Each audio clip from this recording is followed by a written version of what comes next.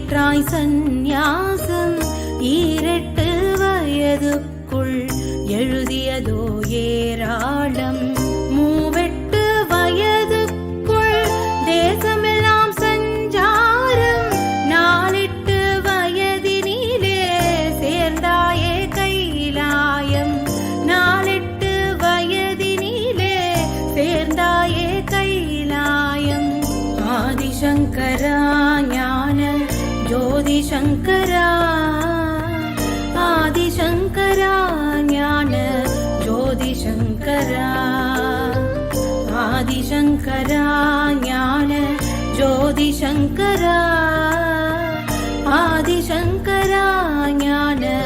ஜோதி சங்கரா